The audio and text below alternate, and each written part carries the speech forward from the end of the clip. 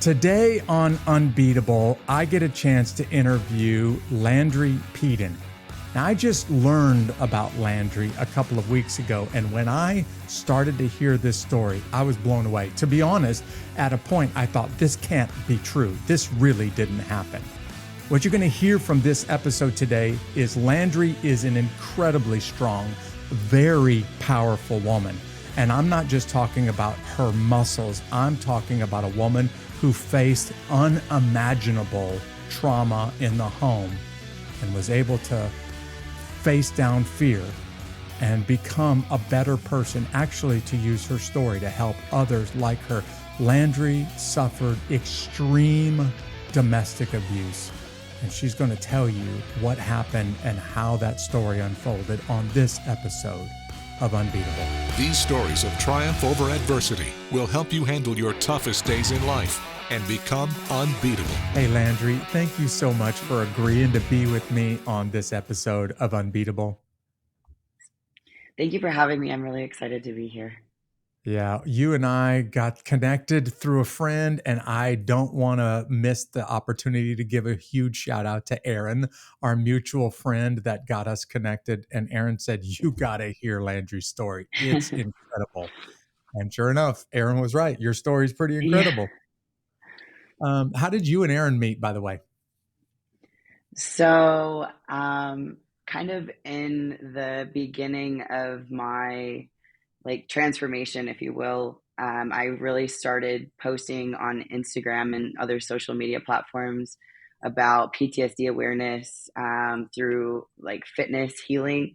And he actually started following me kind of from the beginning, and we connected there and talked about the military and kind of some of the things that we had been through. And eventually he actually had me do kind of a Q&A with his gym with some of his members to kind of just talk about what I went through and how I've used CrossFit and other forms of fitness to kind of heal. So for the listener, you just got a little foretaste of where this episode is going to go. Landri has an amazing story, but for both of us, we want to say thanks, Aaron Billingsley, for getting us connected. Thanks for giving Landri a place to start to tell this story. So Landri, we did a little research about you before I did this episode, and I want the listeners to learn a little bit about what life was like growing up for you, because there's a specific part of your childhood that I think some people listening would relate to. So describe a little bit about what life was like before you joined the U.S. Army. Okay. So I basically came out of the womb wanting to win. I started sports when I was little. I was 4 years old and I started gymnastics. And from there, I wanted to do every sport I possibly could and be the best at it. And that kind of gets me to where I'm at today. But growing up, I'm the oldest of 4 girls, and I had a father figure who I thought was my real dad up until I was 16 years old. There was a lot of mental abuse that went on as a kid, and I used sports as my way of getting away from that. So I was a dual sport athlete so that I didn't have to be home. And when I was 16, my parents went through a divorce, and I found out that my dad wasn't my real dad. What? And so they didn't tell you until you were 16 and they were getting a divorce? Yeah. Wow. Because it came down to the custody battle of whether we had to go to visitation or not. You learned about it as a part of the fight, the court fight, hey, she's not even your real daughter. That's how you found out? That's how I found out. So, we went through all of that, and then as I got older, so one of the reasons why I joined the military was actually because I was sick of being kind of beaten down. I was bullied as a kid too, because I didn't fit the mold of women, or I should say girls. I'm a woman now. Yeah. It's a long time ago. I was very muscular as a kid, very athletic. And so I got made fun of and I got beat up a lot because I looked different, because it was either you were very skinny and frail or you were overweight. There wasn't that like muscular physique that you see nowadays that's more mainstream. So one of my drives for joining the military was, one, to never allow myself to be abused again. And I was afraid of men because of what I went through with my stepdad. And so I wanted to toughen up. And the other motivation was my grandfather, who was like the biggest role model in the whole wide world Yeah. for me. He was the only like father figure that I had. He kind of took me in as his daughter instead of his granddaughter. And he Yeah. passed away right after I graduated high school. And he was in the military. He was airborne. He was stationed at Fort Bragg. And so that made me want to join the military, Really? in Yeah. his honor. So there was a couple different, there was like a sad side, and then there was like a, I want Yeah. to make him proud. So then I was in the military for a couple of years, met my husband. Well, he's my now ex-husband. Became pregnant, and with the like health background and stuff with possible baby on the way, I really wanted to find out who my real dad was, because my mom wouldn't tell me who he was. Yeah. And I was digging, digging, digging. And So hold finally, on. while I was, When oh, when you asked mom, "Hey, I want some mm, information about my real biological father," she said, "No, I'm not gonna tell you anything?" yeah, Wow. Okay. So now you have to dig. Sorry, keep yeah, going. no, you're okay. So I was looking all through social media. Like I knew that he was from Big Rapids, Michigan, because I grew up just a few, like probably 30 minutes outside of Big Mhm. Rapids. So like to find out that my real dad was like within reach, like all this Wow. time. But eventually her best friend came forward and told me what his name was. And I was able to find him on Against your mom's Facebook. was that against your mom's wishes that she told you that? Yeah. Really? Wow, this gets even better. Yeah. So Right? you It's like realize the that your made for real TV. biological dad is only a few minutes, drive away. What happens Yeah. next? Yeah, I'm on the edge of my seat. I gotta So know what happens next. so I messaged him on Facebook, and so at that time I was 23. And then it was 5 years later, I got a message on Facebook, and it was him. He waited 5 years to respond to your message on Facebook? You're Yeah. 28 years old. At 16, you learn you're not your stepdad is not Yeah. your biological father, and you don't it takes you another 12 years to find out who your real biological father is? Yeah. Wow. So he reached out and we connected. He was still in Michigan at that time. He was in and out of rehab facilities because I found out that he was an addict. And that was part of why my mom was kind of hiding him from me, Yeah. because Protect you from when she became pregnant with me, he had gotten hurt on a job site when he was like 19, oh, I can already and tell you where this became, story's going because 'cause I've heard it 100 times. Yep. Keep going. yep, became addicted to opiates, because of the painkillers, Uh-huh. and it took over his life, and he was addicted to alcohol. But I wanted to meet him. I wanted him to be a part of my life. So he came down to Toledo back in 2014, and we spent some time together and stayed connected. I got connected with my grandmother, my uncle. I found out I'm an only child of his, so I don't have any siblings. Um, but, dealing with a parent that has an addiction problem, that was really hard for me. And especially coming from the military background, like the main thing they do for us with like mental health issues is just throw Yeah. medication at us, which happened to me personally. I actually, because of him, so I met him in 2014. I was working for Verizon at the time. I had gotten out of the army in 2013. Uh-huh. Um, I started to notice like health problems, that I didn't really fully understand. I was having severe panic attacks. I was waking up every morning throwing up. I would have like kind of blackout anger issues. just kind of some erratic behavior that I didn't understand. Um, and then finally went to the VA to get help, and they prescribed me like 10 different medications that like they couldn't even fully explain to me like what all of them did, um, which was concerning. I actually did a Wow. post about it years ago. And I expressed to them when I was going through the intake that my father was an addict, and I didn't want any of that if there was any way to not take medication to heal. And that's when, a veteran friend of mine dragged me to CrossFit and basically Yeah. saved my life because I was ready Well, to end it.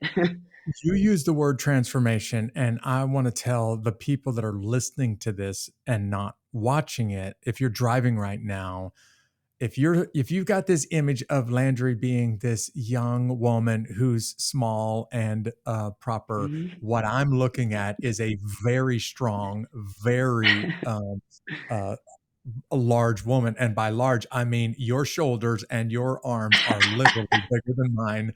You look like you just finished a bodybuilding That's competition. I get that a lot. And I'm thinking about all of those little girls that used to bully you and pick on you Yeah. in school. I wish they could see what you look like now and the sheer Right. terror that would go through their mind looking at this power lifter. Literally, you're a power lifter, looking Yeah. at this power lifter today. Um, Landry, I got to go back for just a second because I'm thinking you're a girl, you're a young woman, but you learn in the worst possible circumstances that your father is not your biological dad. And then you Yeah. spend all of this time and hard work trying to find your biological dad. And I can't help but think you must have been disappointed. Were you frustrated when you learned that your real biological father has basically, his life has been consumed with drugs and alcohol? How did that impact you? It was very hard. It was very painful. Um, I will say I wasn't disappointed in him, because of my experience with the military, just seeing a lot of my friends become addicts, including my ex-husband, who we will get to in a minute. Yeah, we'll talk about that in Um, just a moment. so when I found out that he was an addict, I was just very sad because I feel like the system failed him, Yeah. and I wanted to be there for him no matter what. But it was very hard to see him in those circumstances. Like, for instance, Thanksgiving of 2015, I got a call from a payphone telling me that he was checking into rehab, Uh-huh. because he wanted to be a better father and a better grandfather. Because I do have a 14-year-old son. I mean, he was younger then, but um, so stuff like that was not easy, because you feel helpless because you Yeah. know that it's such an ugly thing that he Right. can't control, and it could have been avoided. Is he still in your life? He actually passed away last Oh, June. man. I'm so So sorry. yeah, Um, he had a heart attack while he was driving, and he was on life support for a little over a week, and then that was that. But the good news is that he was actually sober. Um, really? they Yeah. did a toxicology, and there was All right. nothing Yeah. in his system. So, Uh-huh. mhm. Well, now let's get to the point where I need to catch the listeners up on how you end up in the Veterans Administration. And I hope that nobody missed this number and they're pushing 10 different pills across the counter at you, trying to help Yeah. you deal with some struggles. Hmm. Granddad was in the military. He was an Hmm. airborne paratrooper stationed in Fort Hmm. Bragg, North Carolina, and you wanted to Yeah, follow in his footsteps. So you joined the Army, and let's I talk did. about your time. You spent what, just about 9 or 10 years in the Army? Is that right? Yep, 9.5 years between active duty and reserve All right. time. So Hmm. tell everybody what it was like for you in the military because it's never easy for anybody in the military and definitely not easy on women. So No. describe going into the military and then what it was like for you.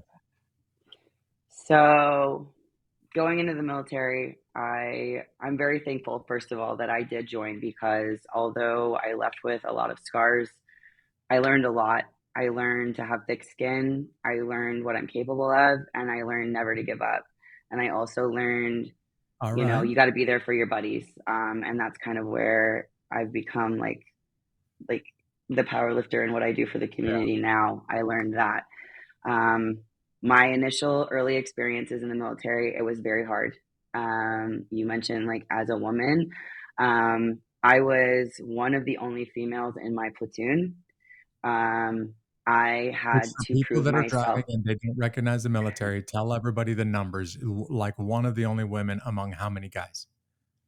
So I was in a unit of a little over 200 people, and there was maybe like 12 of us. Uh-huh.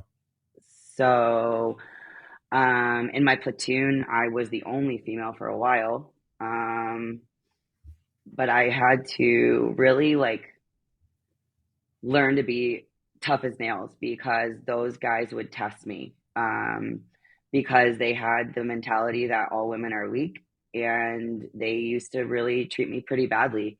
I had to earn my respect, and a lot of times I had to do a lot of extra work, um, almost breaking my body to show that I could handle it. Like, for instance, we would always have to do like a ruck march certification every Uh-huh. year, and I dislocated my hip at mile 6, and I still had 6 miles to go, and I was not about to quit, and I literally crossed the finish line dragging my right leg behind me, and went and right to the infirmary to get put back together, like, Yeah. literally. And like that day, I remember, like, the guys in my platoon were just like, "Wow, like, you don't have quit in you," and I'm like, "Hell no, I don't." Like, but that was like the life. And then it was also hard, being one of the only women, because there was some bad guys out there. Yeah. A big problem, you know, like, I look back at the Vanessa story from recent, you know, she had some issues with a male, and her voice was not heard, and unfortunately she's not here to talk about Yeah. her survival, because she didn't make it. I, as a female, I was stalked. People would get my information because there was a roster on the staff Mm-hmm. duty. Um, and so they knew where my room number was when I lived in the barracks. They knew what my phone number was. One of my first experiences as a new soldier at Fort Drum, that was my initial duty station. They had to board off all of the lower level windows, because we had an engineer unit in our barracks that had females on the bottom floor, and males were breaking into their windows and raping them. And that's the stuff that you don't hear about on the Yeah. news. And Yeah. that's stuff that happens a lot, unfortunately. And when I was a young soldier, I was an E4. I was sexually assaulted by an E6, and I fought him off. And I was told by a female attorney, because I pressed charges, that because I fought him off and there wasn't enough evidence, I didn't have a leg to stand on. And they weren't willing to ruin his career Wow. over my accusations. So that was, I was 21 when that happened. Yeah. Um, so that kind of goes along with, you know, you hear a lot of women say they're afraid to come forward because there's not help there. Yeah. And I Yeah. can vouch, because I went through that. And that is part of my PTSD now. And then I ended up, you know, meeting my now ex-husband at Fort Drum. He was combat arms. He was a Cav Scout. Just living that life was hard, you know, as a soldier and as a spouse. It was very difficult, because you see both sides of it. Yeah. And sometimes you had to be a little more calloused, if you will, because, like, I worked up at brigade headquarters for one of his deployments, and my command sergeant major forgot that he was over in the Cornwall Valley when everything was going on, Uh-huh. and they were being ambushed, and he came in and said that it's a suicide mission, and we think, like, we might be getting phone calls, and we're going to have to reach out Mhm. to spouses. And I'm like, That's me. As you're raising So your hand and saying, you must be talking about me because that's my husband's yeah, unit. Yeah. yeah, he felt Uh, really bad, but yeah. Wow. Um, uh, I- I've talked to more than a couple of warriors in this podcast, and you definitely are unbeatable, Landry. I mean, just the stuff that you went through in your home growing up with your mhm, biological father and the military. But the real reason I wanted you to be on this show is to talk about your ex-husband. You and I had a pretty lengthy phone conversation about this, and the longer the conversation went, the more I was just in awe of what you went through and how you conducted yourself. So the listeners have just heard you met your husband, ex-husband now, mhm, while you were yeah, in the military. Let's talk about what happened. Let's talk about what happened to your marriage and what ended. How did this thing end up with your husband? But I need you to give everybody all of the details that you gave me over the okay, phone. yes, of course. Okay, so I met my ex-husband when I was 22 What's his first at name? Fort Joe, Anthony. Okay, so you met Um, I Anthony. still I still Mm-hmm. have his last name because the way that our divorce happened, it was insane, which I'll get to that in a minute. Um, but basically, we met when I was 22. Um, we got married pretty soon, within the first year. Um, I became pregnant with our son, Gabriel, um, and he was worried about finances because of the baby. Um, so he volunteered to deploy shortly after my son was born. Okay, I already know the Um, answer to this, but for the listeners, if they don't know, why would he go overseas if you're worried about money? yeah, because you get paid extra money, Yeah, especially with him being combat that's arms. He right. got hazard pay and extra pay Yeah. on top of what we already had for a normal And some stipend. tax-free money while you're over there and all of Hmm. that. So there's a big financial incentive. If for the listeners, there's a big financial incentive to go overseas and get shot at because Hmm. of the extra pay that you get. Yes. Sorry for interrupting you. Go ahead. No, you're okay. So that was his second deployment. So his first deployment was I met him right when he came back from his first deployment, which Mhm. he was one of those that I don't know if you remember or if you followed it, but though everybody got extended. So they had done Oh, their yeah. 12 months and I they was one were of on those the guys. bird to come home and Mhm. they turned him back around in another like 5 months, you know. Yeah. So he was over there for like 16 months total, the first deployment. Wow. I came home, I met him, and that's when we kind of started the whole thing. And then he redeployed in February of 2009 because my son was born November 2008, just to kind How of long give have you a you guys been timeline, married when he deployed that time? like a year. Okay. So, still very new. Um, So he deploys to Afghanistan for the second time. At first, it was okay. We would have communications back and forth like normal, like kind of how we're doing here, phone calls. Um, and then towards the end of the deployment, he started acting a little erratic. Like he would call home and start threatening that he was going to take my son away, that I was like not being a good mom, and he was unhappy and it was While just very he's strange. It halfway was like around the out of world, his, he's saying these things to you. yeah. Yeah. Uh-huh. So, but then the next day he would call and be like, I love you. You're amazing. You know, it was like back and forth, like bipolar, I guess. Uh-huh. So I started voicing my concerns when he got home. I didn't want to stress him out with what he was saying, what's going on, because I know, like, as a soldier myself, that's the last thing that you need to do is bring home Yeah. drama to what they're dealing with over there. So I just kind of like sucked it up, left it alone. So when he got home, I suggested that we went to counseling, which in most cases it's frowned upon as NCOs, soldiers, to go get help because it shows that you're weak. Um, But he agreed at first and then decided that reenlisting, so switching duty stations, would be a good idea. His best friend, who was on the first two deployments with him, had just reenlisted to go down to Fort Stewart in Georgia, and was like, "Hey, man, this is a really good place. It would be a good place to start over. Why don't you and your family come down here?" And so at that time, I had transitioned from active duty to the reserves, so Uh-huh. I was able to easily move down there. I had suggested we didn't, because when he went to get the reenlistment contract, it stated that he had to waive his dwell time. So for those of you that don't know what that means, is generally when you deploy for a year, you get a year off to kind of reset and like recover from all of that stress, and then you're good to go after that. Back in the pipeline again. Yep.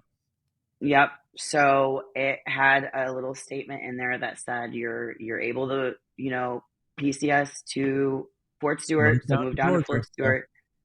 Yep. But you have to waive your dwell time. So he did, against my wishes, and sure enough, we got down to Fort Stewart in April of 2010, and he was immediately put on deployment orders to Iraq. So we got down there. He deployed, I want to say it was June of 2010. Uh-huh. And by September, I was at a friend's house. Her husband was also deployed with mine at the time. She had like 4 kids, and we used to just get together and like do dinners together. I would help her with her kids because I Yeah. just had one, thank goodness. um, and I'm cooking dinner, and all of a sudden I get a phone call. Mind you, I had just talked to him the day before. He said, "Hey, what are you doing? Can you come pick me up?" And I'm like, "I'm sorry, what?" Yeah. And he Pick you up said, from Iraq. What are you talking about? Right. "Right." So I'm like, "I pick you up from where?" And he's like, I'm on post. I'm at the Warrior Transition Unit." And I'm like, sure, but like, He why are didn't you even bother home? to Did you tell get you that shot? he was Like, coming back to the US. Yeah. right. I'm like, did something happen? Like, because the first thing is like, usually when people get sent home, it's because they're injured. I Yeah. was like, did something happen that I don't know about? Like, did you get blown up? Did you, like, you're going to look like Swiss cheese when you come in the door? Like, what happened? Uh-huh. And he wouldn't tell me. And he's like, I'll tell you later. So I go and pick him up, and, we're on the way home. And Is he he just blown up kind of when you told pick me, him up? what's that? Is he all busted up when you pick him up? Is he Nope. shot up when you pick him Nope. up? He Okay. was fine. So I knew something had happened, but I didn't know what. So then he starts telling me that he had a mental breakdown and he said some stuff to a soldier and they sent him home. But he did not tell me the extent of it, which I find out later. Explain something to the listener. No one gets sent home from combat for a simple problem that you're dealing with mentally, Mm-hmm. emotionally, psychologically. That never, ever happens. Right. As Landry's saying, if you didn't get blown up or lose some limbs or shot up really bad, you're the only other way you're going home is something is really, really wrong here. And at this point, Mm-hmm. Landry's husband is back in the States. She didn't even know that he arrived. She knows by being a soldier, something is really, really wrong here. But on the outside, he Yep. looks fine. And the unit's not telling her anything. Sorry for the Exactly. interruption. I just needed to No, explain you that. were okay. No, you're good. Yeah, because it was crazy to me because I'm like, there's something seriously wrong, which I find out later from somebody in his unit that he had actually turned his rifle on one of the soldiers in a cafeteria overseas in Iraq and threatened to kill him Try to kill because somebody. the guy made him mad. And Hmm. that's what happened.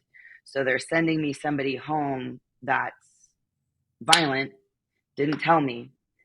So that's when the abuse at home started. So he still hadn't divulged this information to me, by the way. So I'm just trying to get him help. So the first thing that I did as soon as I found out that he was relieved for a mental issue was I reached out to behavioral health. I reached out to his command because he was going to be basically on what would be kind of like, the unit, like Yeah. detail, like he's helping in the back, like helping Right. with soldiers that need to process those sorts of things. because he was E5 at the time. And so I went to his unit, told him that he was having mental issues and that we needed to get those addressed. I went to behavioral health. Behavioral health was really good, I will say, at Fort Stewart. They were very concerned. So we started both marital counseling and we also did separate counseling. And after a couple of months, because that's when the violence was like starting to happen, like he's held knives to my throat. He held a knife over my head one time when I was feeding my son. And he was like, I wonder what would happen if I dropped this right now. He picked me up by my throat one time and threw me into the couch. Wow. We had a roommate at the time that witnessed that. And, I knew that wasn't the man that I married, because he had never been violent. Like, he was never that type of person. So we were going through counseling, and I'm reporting this stuff to the counselors. I'm like, okay, he's starting to get violent with me, both physically and, emotionally. Yeah. They decided to have an intervention. So what they wanted to do, and I was in full support of this, and I think it would have saved a lot of things. They wanted to take him out of the unit and put him in warrior transition unit, which is like kind of a rehabilitation center. Yeah, it could be right. anywhere from like mental health or physical, whatever that looks like, or just transitioning out of the military. And they wanted to put him in there for like a minimum of 6 months. Basically, he would be living on grounds. I would not be living with him, but I could go and do like supervised visitation Yeah. with our son until he was like good to go. So we were all for that. He was too. All we needed was his commander to sign off on that. So the board of behavioral health at Fort Stewart held a meeting, called his commander in, and was like, here's the situation. This is what we want to do. All we need is for you to sign off and release him from his position so we can do this. And his commander refused. So that was the nail in the coffin. That was like the day that my life turned into absolute hell. Yeah, we're going to talk about that in just a second, but the listeners are wanting to know what happened to your husband that made this switch flip inside him. Like you already mentioned, this is not the man that I married. What happened to him? The exposure to the violence overseas, the stress of combat. He was in, like, if anybody's seen that special on Netflix, Rest Repo, he was the unit that was relieved by the guys that they show in Rest Repo. Like, he helped build a lot of the FOBs that are out in Afghanistan. Camp Keating, that was his lieutenant who died. They were they were starving because of some of these FOBs that they were building out there. There was nothing out there. They were up in these mountains. They weren't able to get resupplied because of the weather a lot of times. And so a lot of these guys came back looking like they had been in a concentration camp. They had lost so much weight. They were literally killing wildlife to try to have food sometimes, melting snow for water. Like, these were like some of the logistics things that were coming through at Fort Drum. Or if you guys remember the helicopter crash, there was 10 soldiers that were killed back in 2006 in Afghanistan. That was his squadron commander, his best friend, and multiple people in his unit that he was friends with. He was literally standing on the mountaintop where the bird took off and watched it crash. They ran down the hill, and he said that all he saw was body parts and just shrapnel. Everything was everywhere. They got down to the bird. It was on fire. They heard the last guy screaming, and then it went silent. And he had to carry the bodies out. So there was a lot. So he'd been ambushed multiple times. Like, he was in the Cornwall Valley, having fire like shot down at him for days on end, not knowing if he was going to make it home. Like, they had to write letters that basically was like, if you're reading this, I'm gone. So I can't even imagine what he went through. And the problem that we saw, like, when he came back, is like there's no help for that. Like, there's no like detuning that. And We're not robots. We're Yeah, humans. I wanted And people to hear this prolonged exposure to yeah, combat, to death, and to yeah, violence. And surely that's going to leave an impact for the rest of your life on somebody, but none of that excuses what happens next. mm-mm, So you just no, described it as life became hell for you. What yeah. happens next? So the violence started getting really bad, to the point where I was We're not terrified to be in talking the same just house. and I don't ever want to make light of this. We're not talking just domestic violence and simple abuse here, although that was going on. This is Hmm. really, really deadly. Please Oh go into yeah. more detail. So the violence continues. It starts to escalate. I was scared for my life, so I went to his command. They ended up having him go stay with one of his friends, just to kind of separate. I filed for legal separation at that point, not divorce, but just to get him out. Mhm.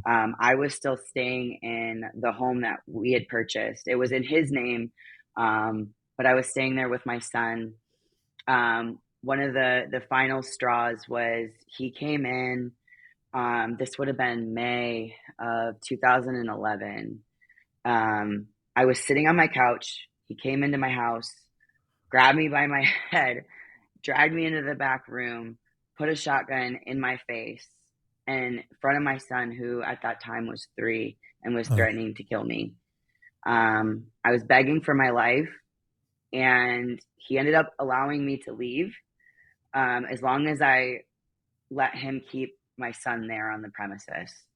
So I immediately went to the police, filed a report. They went back to the residence with me. They let him leave with the weapon because it was disassembled by the time they uh-huh. got there. They basically chalked it up to I was a crazy military spouse and it was all in my head. Um, so they let him leave. He was still staying with his friend. From there, I was getting threats like via text message saying that he was going to kill me. Um, it was getting really, really bad. I ended up getting a restraining order. Um, so the problem was is when that incident happened with the shotgun, when I went to go because I went to go get the restraining order right Uh-huh. after that happened. This was a Friday. There was no judge available to sign off on the restraining order until Monday. So I called the police because the house was in his name. We were Yeah. not divorced yet. There was Uh-huh. no divorce filed at that point. But I was like, listen, I'm fearful for my life. I'm going to Lowe's right now. I can't get the restraining order signed until Monday, but I need to change the locks because he has a key. He's already come into my home, threatened Yeah. me with a weapon. I need to do this. And technically, by Georgia law, that was illegal, but the police was like, okay, we'll send out a unit. We'll be there while you're doing that. We understand the situation. So as I'm changing all of the locks and the police are standing there, he's messaging me, he's watching me, and we don't know from where. Threatening to kill me. He's like, wait till the police leave, you're dead. Like, and I'm showing them the messages, and they were like, unfortunately, there's nothing we can do. Like, we don't know where he's at. The best we can say is get all the locks changed, get out of here. And if anybody's following you, don't stop. So I got done changing all the locks. They escorted me out of the neighborhood, and I drove to a location that he wouldn't know where I was. Uh-huh. So then I came back, and he had broken off keys in every single one of my locks, So except you can't for get in the, the house.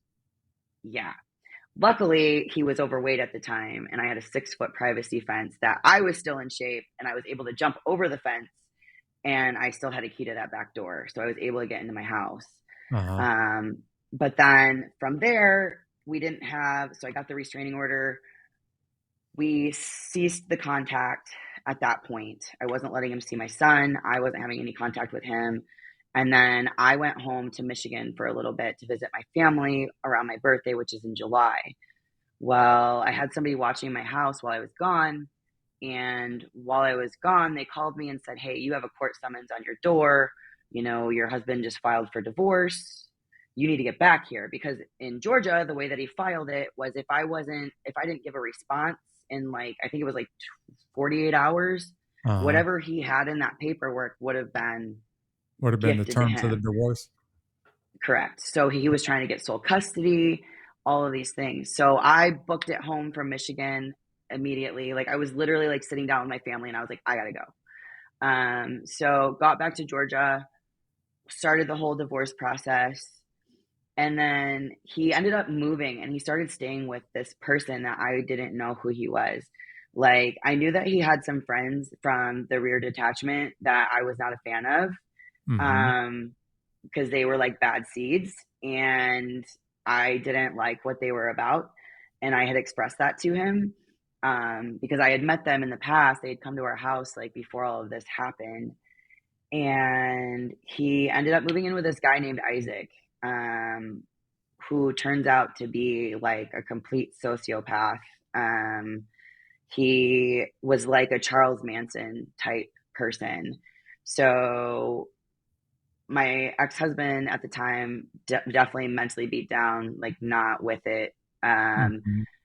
Started medication through the military. So they put him on opiates because he had been hit by a couple IEDs. He had hurt his back.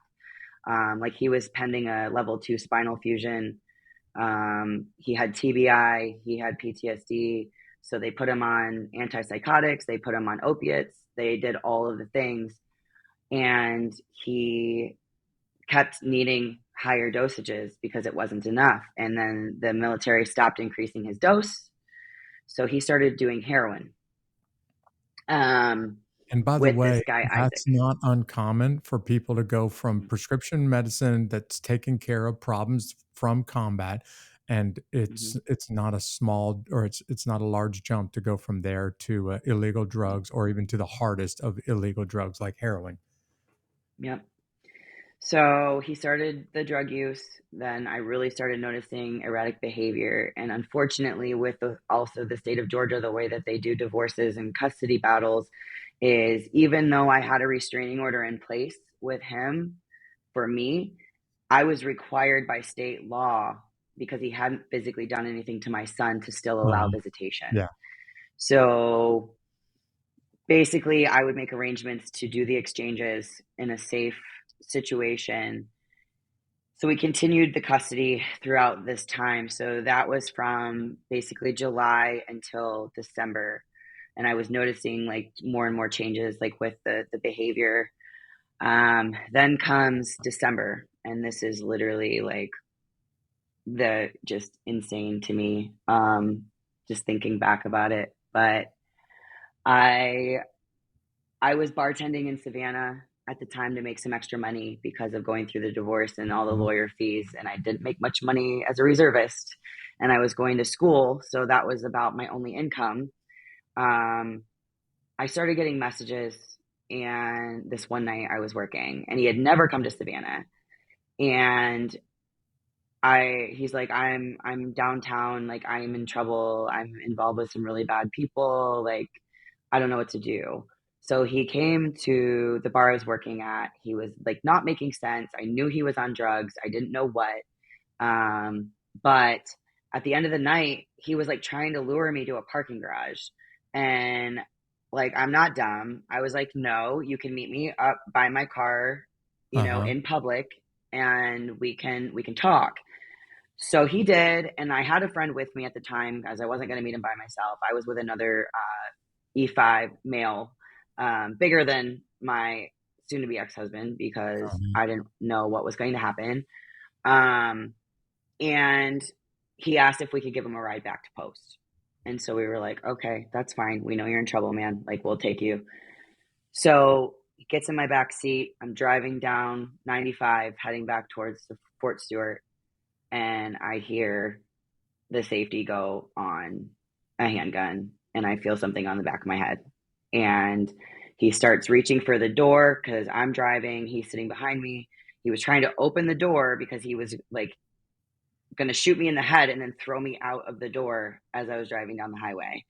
So luckily, my friend that was sitting in the passenger seat, he screamed at me to pull over, grabbed my ex, and threw him out in the street, like not in the road, but out on the Right. side of the road. Right. Like there's like a side road, there's a gas station that goes Uh-huh. down to the back of Fort Stewart. It was kind of like right in that area. And that was the last time that I saw him. So then the next weekend was his visitation weekend. Mind you, I reported all of this to his unit. The next weekend was my son. My son had to go see him, made arrangements, dropped him off on Friday.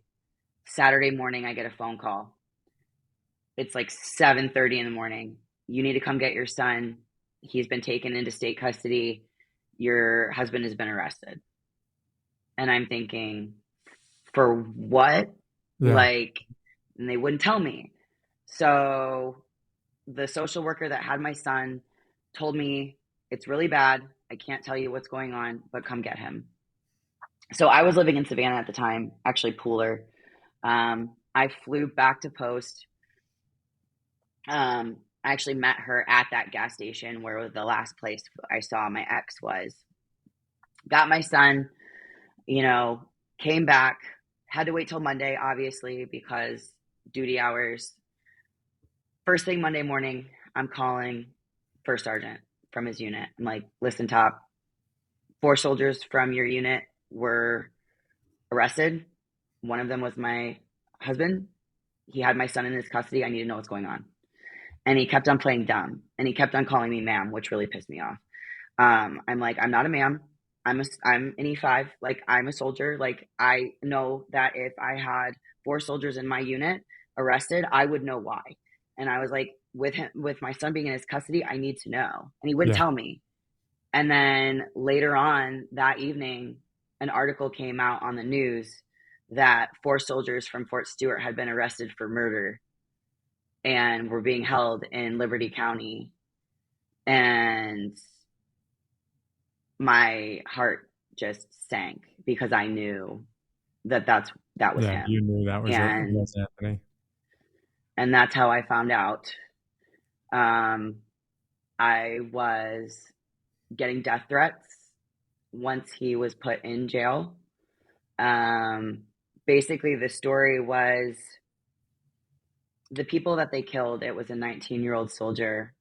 He was about to get out of the Army.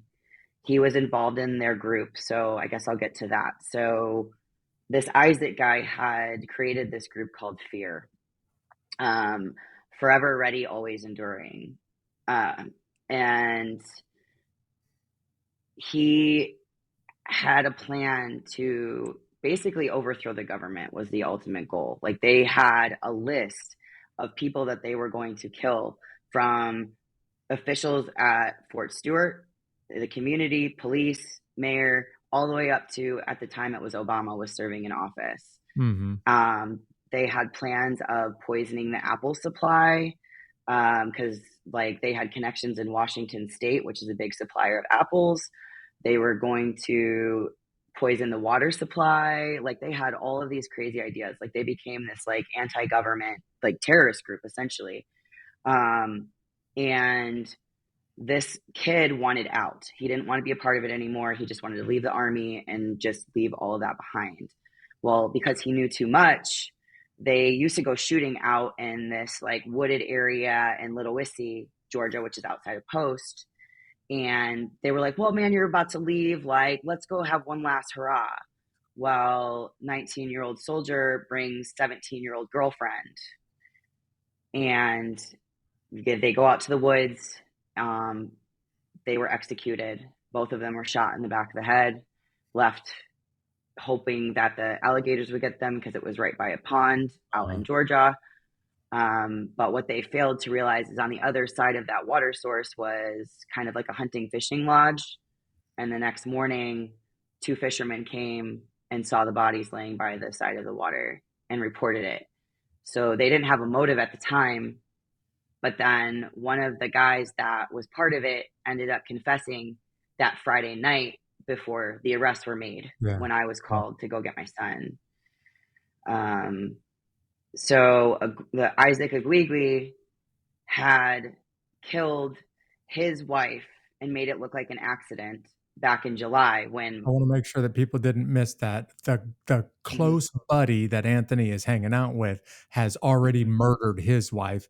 And when I Yeah. said just domestic abuse, I know some of you just got frustrated with that. I'm not ever diminishing. No spouse should Mhm. ever be abused in a marriage. But this wasn't back of the hand. This wasn't a belt. This is a knife, a gun, and I am really going to kill you. And we Mhm. actually do kill a few people. And my buddy's already killed his wife, and Yeah. Landry's next. Mhm. So she was killed and I was supposed to be killed because both of us were E5s in the military. So because I was still married, I still had what's called A very SGLI large life insurance. insurance policy. Yep. Yes. So, and so did she. She was an E5. She was pregnant at the time. He had killed her, made it look like an accident. At the time, this was back in July of 2011. He made it look like she fell down the stairs because she had a medical condition where she would sometimes collapse, and so it was easy to make it look like it wasn't like it wasn't him. But then after this whole murder thing, they reopened the case and found out later that he had actually poisoned her and killed her.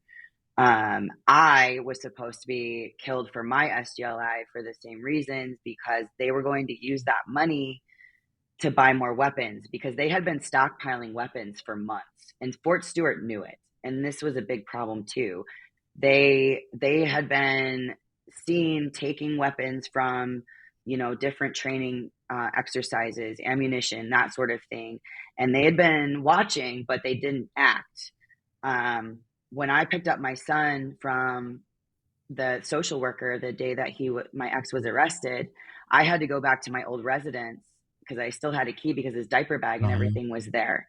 When I walked in, it was a weapons cache. Like there was weapons, like military grade weapons, handguns, there was M4s, there was tripods, there was magazines loaded, unloaded. In my grill that was in the backyard, they had actually burned the evidence from the murder scene, Uh-huh. which they later found. And when I saw all of this, I immediately called the police and reported it. Nobody ever followed up with me, but the ATF ended up coming in, seizing all Alcohol, of that. tobacco, and firearms. Of course, when you're talking that Mm-hmm. kind of guns, they're gonna get involved and say, "What on earth is going on right now?" Yep. So that happened. So that was December of 2011.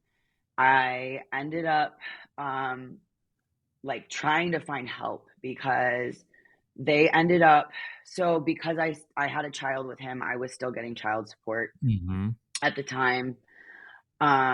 But then his commander had the option of continuing the child support and just marking him as being incarcerated or counting him AWOL, and that stops everything. Yeah, And this was right before Christmas of 2011. His commander decided to count him AWOL, which stopped his pay, which then yeah, left me with nothing. right. So I have a toddler with no income.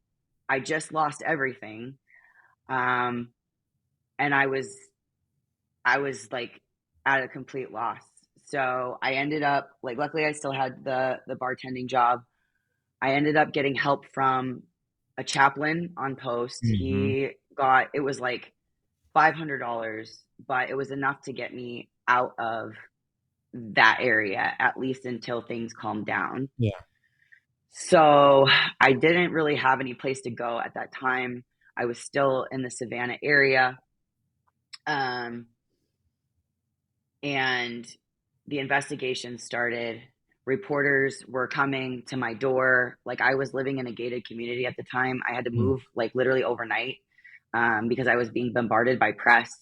And I didn't want to talk because I didn't know what was going on. right. And I was terrified. So eventually, this one gentleman, amazing guy, I'm very thankful for him, still keep in contact with him to this day. He sends me Christmas cards every year. Elliot Blair, he was from the Bloomberg newsroom. He was in on the confessions and warned me that there was still a target on my back and my Mhm. son. I was still getting death threats from jail. Like he was like my ex would call me and tell me that there was people on the outside. If I talked, if I said anything, like that I would be killed and my son would be killed. Um, so then fast forward to February, right before Valentine's Day. Our divorce is scheduled to be final, and I walk into the courtroom. Haven't seen him since that day that I dropped him off by the gas Yeah. station before the murders. Um, they bring him out in an orange jumpsuit and shackles, and I ran out of the courtroom because everybody, it's a public thing. Yeah. The people sitting in the courtroom, you just hear everybody go, oh, and I'm like, oh my God, like it all like sank in at that moment, because it's like I had been in like flight mode for everything that was happening. Uh-huh. And then to see him, so I ran out of the courtroom. My attorney kind of calmed me down, came back in, and we ended up getting through the divorce proceedings. It was like 10 seconds. The judge basically was like, well, clearly you lost all your rights. And ma'am, I'm sorry. Like, we'll make this fast. And it was like, sign off, done. Like, sole custody to mom. And then I ended up getting out of Georgia and moving, like hiding. I had a friend that was like a private investigator, and he tried to find me for years. But I stayed like basically from like 2011 when that happened to about 2013, 14. I was pretty quiet Yeah. because I was afraid I was going to die. I didn't know who was watching. I didn't know where I was safe. And I ended up moving back up north and got a job with Verizon. Got into sales, which was like a soul sucking job, which I I was good at it, but like after a couple of years, so I started with them in like 2013. And then by 2016, I really started to notice the effects of the trauma. Yeah. I internalized everything. Like, I didn't talk about what I went through. Like, if you didn't know me back when that happened, you wouldn't have known that I went through anything because Yeah. I didn't Yeah. talk about it. But then that's when, like I talked about earlier, the panic attacks started Yeah. happening. The being sick in the mornings, the anger. I just like I was falling apart. Like, I used to joke around like I was like a fainting goat because like when I would get too stressed out, I would like pass out. Uh-huh. I actually was life flighted one time. That was a fun story. I I was working on my PTSD because I had started counseling in 2017 after I had started CrossFit with my friend who was also an Army veteran. And I was trying to do little things at a time to kind of like challenge myself because Yeah. I became a hoarder. Like, I wouldn't leave my house. Like, I would literally order everything, like Amazon, Uh-huh. food, like you name it. Like, I had cardboard boxes in my garage, like stacked to the ceiling because I would not leave my house. So little by little, I started to try to challenge myself. Well, this one time, this was back in 2017, I was asked to go to an outdoor concert with friends during the day. And I was like, okay, but here's the deal. If we do this, you cannot leave me by myself. Well, I wasn't drinking at that time because I gave up drinking because of my dad. Mm-hmm. When I found out that he was an addict, I was like, alcohol does not fit in my life. I don't want to be part of that. So I was sober. They were not. They did what drunk Left. people do and they left me. Yeah. Well, apparently I was found face down in a field by myself, like basically unconscious. And they ended up life flighting me because they thought that I had a heart attack. So I got life flighted off an island and got thrown in an ambulance, taken to a local hospital, woke up and had paperwork that said something about anxiety and panic attacks. Mm-hmm. And then I got sent like a $40,000 bill that the VA for the longest time said, oh, sorry, we're not covering that. And Yeah. I'm like, so actually it was like a year and a half ago, they sent me a letter in the mail that said, oh, our bad. You actually were covered for that. I Yeah. know you went to collections, but we took care of it. Yeah. So that's Well, VA healthcare for you. I want to say to the listener, you've gone through unimaginable trauma in the Army and in your marriage with Anthony. You go to try to get some help, and they start pushing pills towards you because you're not Yep. sleeping. You've got a lot of anxiety, all of the panic, and Mm-hmm. the stress that you've been through. And I want to give the Veterans Administration and mental health community the credit. They're doing their best to try to help you. Yeah. It's just not enough. And Right. you mentioned that your life was transformed when you found sports. Now, I got to Hmm. pause for a Yeah. second because Yep. I think sports have been the way a lot of people got out of the hood when they were growing up, or they got out of a very Hmm. bad family when they were at home. Sports was their way out. And in your case, sports was the way out for you. I want you to talk about that in just a second, Landry. But before you do that, we've got a sponsor, and the guy who created an organization called Go Ministries, his name is Will Parton. And Will basically started a ministry. It uses sports, and it is transforming people's lives and basically taking sports and using it for a much greater purpose. So, hey, for everybody listening, I want you to check out Will from Go Ministries and how they use sports to change lives. Hi, my name is Will Parton. I'm the president of Go Ministries. Go Ministries empowers local leaders to make disciples. Over the past 30 years, I've seen our ministry go from one family, one church, and one school to over 300 local leaders making disciples in 150 different communities through church planting, sports, and medical. And we're getting ready to expand into other countries. The way that we define a disciple-making culture is when mentorship, mission, and multiplication are present. When there's that one-on-one mentorship between two people that are sharing the gospel, we believe that discipleship is taking place. And then when a group of people are gathering together and they're on mission together, serving their community that surrounds them, that's another part of discipleship. And then lastly, you can't be a disciple or disciple maker if multiplication isn't the final goal. So would you please join us in our disciple-making movement and our disciple-making culture by going to gomin.org. Okay, Landry, now that we're back, I want you to tell people about this transition. And again, if you're driving and you can't see her on the YouTube channel right now, Landry is a very impressive woman. I'm telling you, a power lifter's body. And I spend time in the gym every week. I'm not as big. I don't have as much muscle tissue as what I'm looking at right now. So, Landry, how did CrossFit become this passion for you? And more importantly, how did it really change your life? Okay, so when my friend drugged me to CrossFit, that was the saving of my life because, as I mentioned earlier, I was ready to give up. Like, I did not feel like I had a purpose. I did not Man, feel like I had a you've been community. abused, beat up, bullied, Yeah, tormented virtually your entire life. yep. So I just needed a safe space and I needed that camaraderie. Like, even though the military, like I said, like had some scars like that I carry with me, um, the relationships that I established with so many people was so special. And like getting out of the military, like unless you've done that, like you don't understand how like isolated you feel. And then like as a female, like I would get all the time like as a civilian, like I'm too hardened, I'm too military, I need to be more bubbly and flirty, but that's not me. Um, so like I didn't feel like I had a place. But then when I found CrossFit, it was like, wow, like these people, like they're driven, they're like, they're cool, like they're fun. And like, I was always super competitive and I was just very excited to like feel a part of something and like work for Mhm. something that like mattered. Like, so when I started CrossFit, like I was actually pretty overweight. Like I was like a puffle lump. Like I was Really? over 200 pounds, mushy, like you wouldn't know that I do what I do now.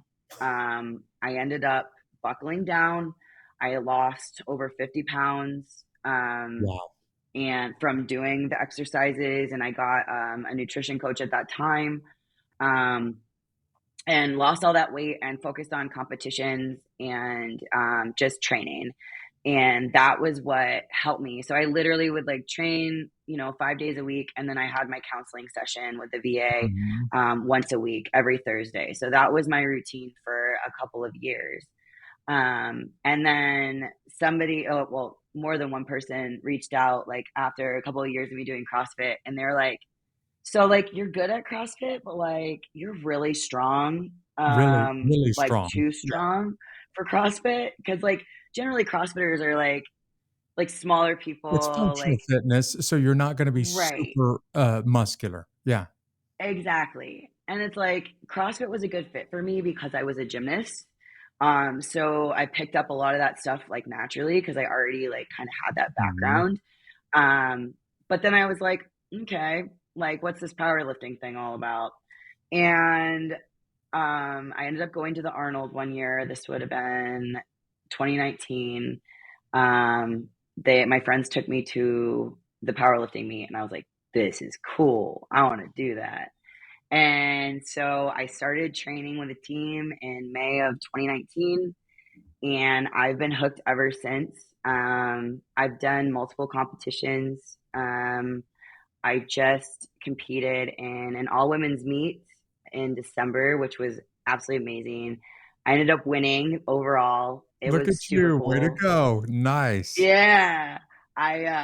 It was an amazing meet because like last season was really hard for me because like I had lost my dad.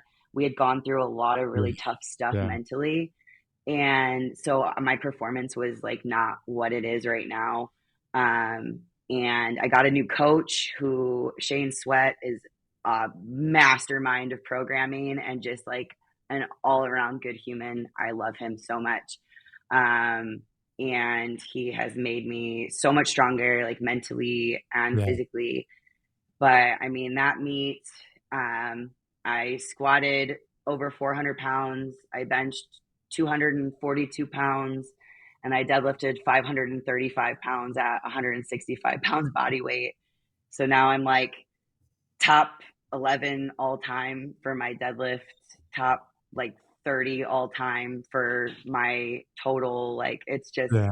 it's really cool. And I just started meet prep for my next meet, which will be in April, which is another all women's meet, the women's pro am. I'm competing pro day April 16th in Cincinnati. So I've got my nose to the grindstone and Okay, so doing for that. those people that are watching this right now on YouTube, the ones that are driving, they can't see you, but I hope if you're Hmm. listening to a woman who can deadlift 535 pounds, can bench press 242 pounds, you're getting an idea of what she looks like. But just do me a favor for the people that are watching this episode on YouTube and show them the guns for Yep. just a second. Yeah. So Landry is not at all a small girl. She has No. massive arms and is one of the literally the top power lifters of all time. And your career is just getting started, right? So you have a couple more Yeah. competitions coming up. Oh yeah. I'm staying in this for the long haul. Like I have some big goals, and like you said, I'm just getting started. Like I've only been powerlifting since 2019. But I'm all in, and you know, I've really used the powerlifting platform to help spread a message about the mental health, the PTSD. I am sponsored by a company, Sisters of Iron. They are an all women's apparel company out of California. Uh-huh. She actually, the owner, Susie, is amazing. I met her in Vegas this past summer. She started following me too at the very beginning, and she was like a small little entity. Like she was working out of her garage. So we've got grown over the years Look since at that. 2017 together. Yeah. And I was her first official sponsored athlete. So I was like super excited about Wow. that. I'm a coach and I work primarily with women. Um, I I want to give back to the community. With what I went through mentally, like I I feel like for a long time I used to be like, why me? Like, why did I go Yeah. through this? Yeah. And I used Yeah. to just kind of have a pity party. But then I realized like I went through this because I was strong enough to survive and tell my story. And now I want to help other women survive. I want other women to gain the confidence, gain the strength that I have over the years, whatever that looks like. So that's been kind of my mission for the last few years is, you know, coaching women, being a friend to women, being a safe space, and watch, that Yeah. confidence grow. That's like so rewarding to me. Yeah. Landry, you just did the perfect way of summarizing this episode. Listen, you're a very strong woman, but I don't think you're nearly as strong physically as a competitive power lifter as you are mentally and emotionally. The fact that you were able to face down fear, and I'm shamelessly using now the organization that Isaac and your ex-husband Anthony started, this terrorism organization to take over the government and murder people. The fact that you had the internal strength to face that and not give up shows that you really are unbeatable. And I'm proud of you, Landry, for using powerlifting now as a platform. Thank you Thank for you. telling the story, for not hiding it behind, hoarding it in in boxes, in your home, but getting out and telling the story, because there's lots of people that need to hear this story. So thanks for being a guest today. I appreciate you so much. Thank you for giving me a voice. Yeah. There's a couple of things that I learned from this episode with Landry. That person that you're working next to, they may be going through unimaginable things at the house, and you just don't know it because they don't mention it. If they don't mention it, there may be not a lot you and I can do about it. But Landry described several times during this episode going to friends, going to her boss or her husband's boss, and telling them something is wrong, and nobody listened and nobody did anything about it. And unfortunately, more than one person died as a result of this. My takeaway is that when somebody says, Jeff, there's a problem, I should at least be able to find the time to sit down, listen, and do whatever I can, as little or as much as that might be, to try to help make a difference. That might have saved somebody's life in the case of Landry's story. I want to thank you for tuning in to this episode of Unbeatable. I hope you were really inspired by this incredibly powerful woman. And I'm obviously using the word power both physically and mentally here. We really do have some of the best fans on earth who follow this podcast. And for the first time ever, we're going to start to introduce for you some of our super fans, some of our fans of the week. And the first ever fan of the week is John Case, who has been following us on social media. Thank you, John Case.14 at Facebook, for being our fan of the week. We're proud of you. And if you follow us on social media, all you got to do is just make some comments, interact with each other on social media, and who knows, maybe next week you become our fan of the week. I want to tell you about this community that we're building. We call it the Unbeatable Army. It's people that have gone through incredible things. They get connected with each other, and we get connected with them, not just during a podcast episode, but all week long. If you want to be part of the Unbeatable Army, all you got to do is just go to unbeatablearmy.com. We'll sign you up. We'll give you some free giveaways, but more than anything, we'll get you connected with some people that are going through incredible things, and they're demonstrating that they're unbeatable also. Thanks for joining me on this episode. I'll see you right back here next week.